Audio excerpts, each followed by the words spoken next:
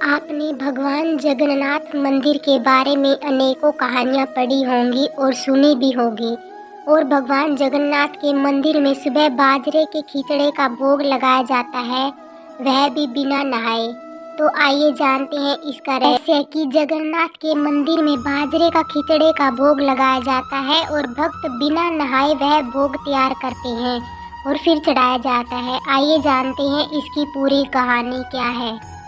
यह भगवान कृष्ण की अनुयायी कर्माबाई की कथा है। कर्माबाई ने अपने पिता जीवनराम को बचपन से ही भगवान कृष्ण की पूजा करते हुए देखा था। वह भी भगवान कृष्ण को खिलाए खाना नहीं खाती थी।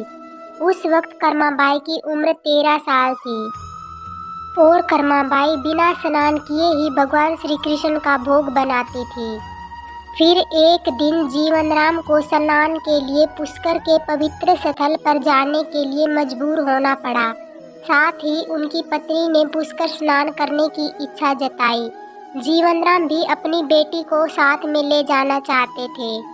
फिर भी समस्या यह थी कि अगर वे सब घर से निकल जाते हैं तो श्री कृष्ण को कौन भोग लगाएगा।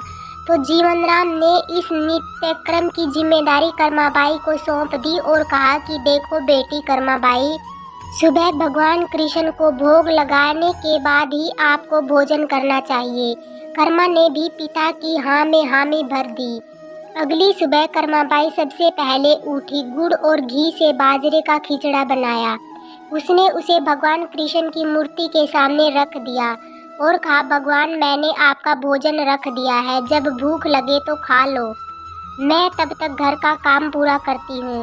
इतना कहकर कर्मा अपने घर में काम में लग गई। बीच बीच में काम करते करते कर्माबाई को ज्ञात हुआ कि भगवान ने अभी तक खिचड़ा नहीं खाया।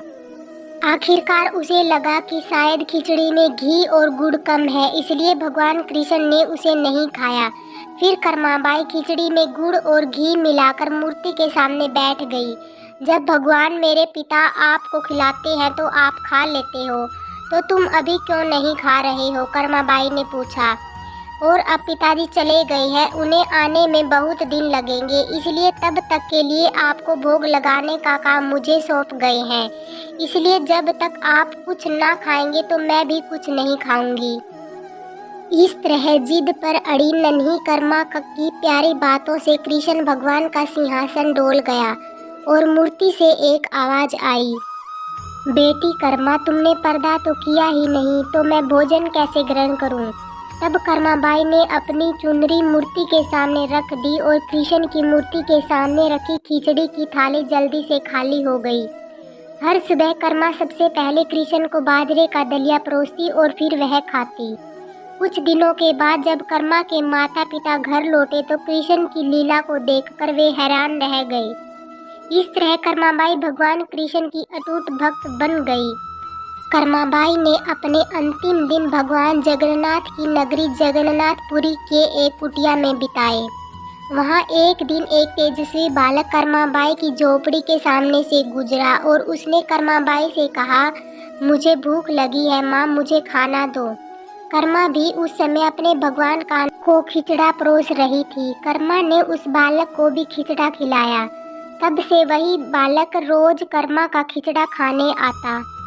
लेकिन एक दिन कर्माबाई के यहाँ एक साधु मेहमान आए। उसने जब देखा कि कर्माबाई बिना स्नान किए ही खिचड़ी बनाकर ठाकुर जी को भोग लगा देती है, तो उसने उन्हें ऐसा करने से मना किया और ठाकुर जी का भोग बनाने व अर्पित करने के कुछ विशेष नियम बता दिए। अगले दिन कर्माबाई ने इन नियमों के अनुसार ठाकुर जी के लिए खिचड़ा बनाया, जिसे उन्हें देर हो गई और वे बहुत दुखी हुई कि आज मेरा ठाकुर भूखा है। और ठाकुर जी के साथ साथ वह लड़का भी जब उनकी खिचड़ी खाने आया तभी मंदिर में दोपहर के भोग का समय हो गया था और वह लड़का मुँह पे खिचड़ी लगे हुए झूठे मुँह ही वहाँ से भाग गया। वहाँ पुजारियों ने देखा कि ठाकुर जी के मुँह पर खिचड़ी लगी हुई है। तब पूछने पर ठाकुर जी ने सारी कथा उन्हें बताई। जब यह बात साधु को पता चली तो वह बहुत पछताया और उसने कर्माबाई से क्षमा याचना करते हुए उसे पूर्व की तरह बिना स्नान किए ही ठाकुर जी के लिए खिचड़ी बनाकर ठाकुर जी को खिलाने को कहा। और इस तरह उस दिन से मंदिर में ठाकुर जी के लिए बिना स्नान किए ही बाजरे का खिचड़ा बनने का नियम शुरू हो गया और यही परंपरा कई सालों से चलती आ रही है। कहानी अच्छी लगी तो कृपया लाइक और चैनल को सब्सक्राइब जरूर करें। जय श्री राधे कृष्णा।